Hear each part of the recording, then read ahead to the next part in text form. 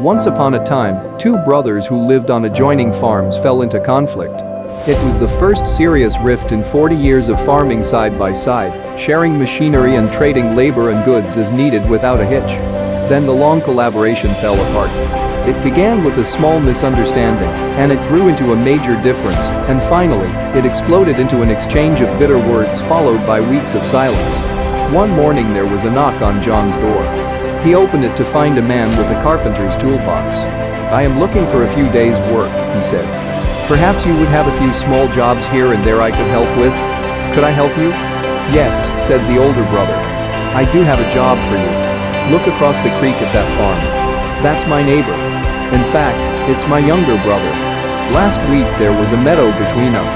He recently took his bulldozer to the river levee, and now there is a creek between us. Well, he may have done this to spite me, but I'll do him one better. See that pile of lumber by the barn?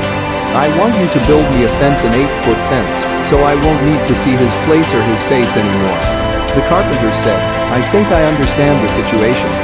Show me the nails and the post hole digger, and I'll be able to do a job that pleases you." The older brother had to go to town, so he helped the carpenter get the materials ready, and then he was off for the day. The carpenter worked hard all that day measuring, sawing, and nailing. About sunset when the farmer returned, the carpenter had just finished his job. The farmer's eyes opened wide, his jaw dropped. There was no fence there at all. It was a bridge. A bridge that stretched from one side of the creek to the other.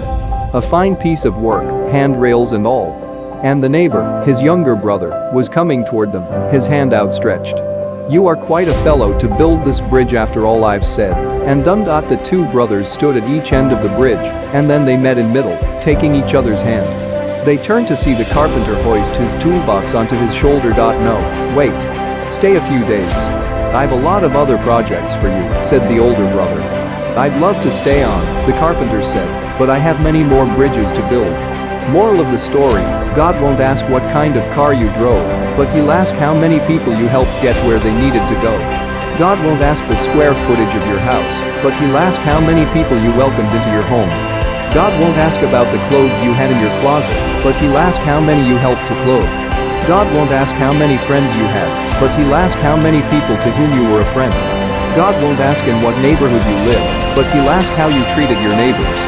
God won't ask about the color of your skin, but He'll ask about the content of your character. God won't ask why it took you so long to seek salvation, but He'll lovingly take you to your mansion in heaven, and not to the gates of hell.